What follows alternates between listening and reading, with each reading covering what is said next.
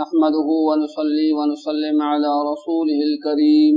أما بعد فأعوذ بالله من الشيطان الرجيم بسم الله الرحمن الرحيم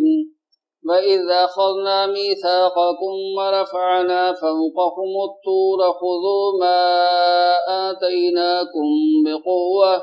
بقوة واذكروا ما فيه لعلكم تتقون ثم توليتم من بعد ذلك فلولا فضل الله عليكم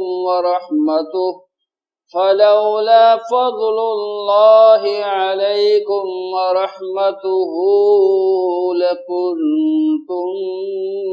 من الخاسرين صدق اللہ العظیم۔ اور جب ہم نے تم سے وعدہ لیا اور تم پر کوہ طور پہاڑ لا کھڑا کر دیا اور کہا جو ہم نے تمہیں دیا اسے مضبوطی سے تھام لو اور جو کچھ اس میں ہے اسے یاد کرو تاکہ تم بچ سکو، لیکن تم اس کے بعد بھی پھر گئے، پھر اللہ تعالیٰ کا فضل اور اس کی رحمت تم پر نہ ہوتی تو تم نقصان والے ہو جاتے۔ وَإِذْ أَخَذْنَا، اور جب ہم نے وعدہ لیا، میثاقکم میثاق لیا، وَإِذْ أَخَذْنَا جب لیا ہم نے تم سے، میثاقکم پکا وعدہ، وَرَفَعْنَا اور اٹھایا ہم نے، فوقکم تمہارے اوپر، الطور کوہ طور کو، خذوا پکڑو مضبوطی سے، ما آتیناکم جو دیا ہم نے تمہیں، بقوت مضبوطی کے ساتھ، واذکروا اور یاد کرو، نصیحت حاصل کرو، ما فیہ جو کچھ اس میں ہے، لعلکم تاکہ تم لوگ تتقون پرہیزگار بن جاؤ، ثم پھر تولیتم پھر گئے تم لوگ، من بعد ذلک اس کے بعد، فلولا فضل اللہ اور اگر نہ ہوتا اللہ کا فضل، علیکم تمہارے اوپر، ورحمتہ اور رحمت اللہ کی، لکنتم تو البتہ ہو جاتے تم لوگ، من الخاسرین ٹوٹنے والوں میں سے۔ اس آیات شریفہ میں اللہ تبارک و تعالی نے ایک واقعہ کی طرف ذکر فرمایا۔ جب موسیٰ علیہ السلام کوہ طور پر 40 رات رہے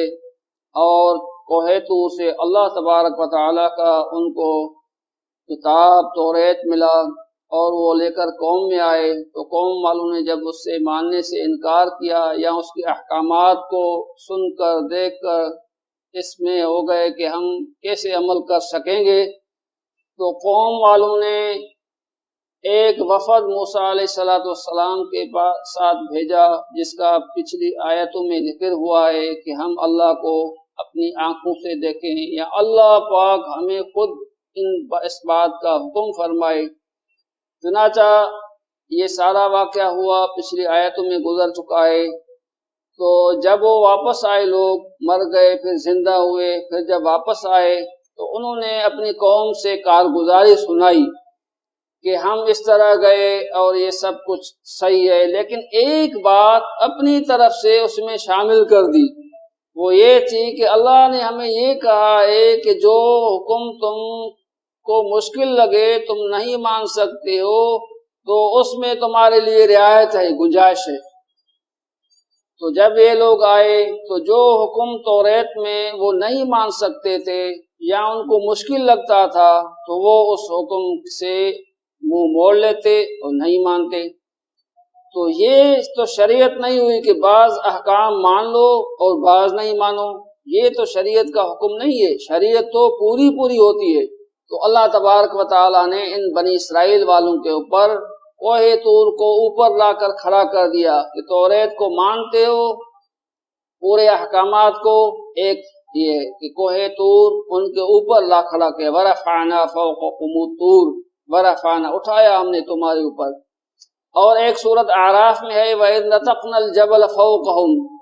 نطق کا مطلب ہوتا ہے کہ زلزلہ کی طرف جھنجھوڑنا، یا تو ایسا زلزلہ آیا کہ پہاڑ ان کے اوپر گرنے کو ہو گیا، یا پہاڑ لا کر ان کے اوپر کھڑا کر دیا کہ تم توریت کو مانتے ہو یا تم توریت کو نہیں مانتے ہو، بتاؤ۔ تو انہوں نے پھر کہا کہ ہم توریت کے پورے احکامات مانتے ہیں، لیکن جب کوہ طور ان سے ہٹ گیا اور وہ زلزلے کی شکل ختم ہو گئی تو اس کے بعد پھر وہ اسی بات سے ہٹ گئے، جس کا اس آیت میں ثم تولیتم من بعد ذلک، پھر اسی پیروں پہ پھر گئے۔ تو اللہ نے فرمایا کہ بنی اسرائیل والو، یہ تو تمہارا حال تھا موسیٰ علیہ السلام کے زمانے میں، اگر تمہارے اوپر اللہ کا فضل اور مہربانی اس زمانے میں نہیں ہوتی تو تم لوگ خسارے میں ہو جاتے، ٹوٹے میں ہو جاتے، مطلب سارے کے سارے تباہ اور برباد ہو جاتے۔ یہ اللہ کی مہربانی تھی تو اللہ تعالیٰ نے تمہیں بچا لیا۔ وما علینا الا البلاغ المبین۔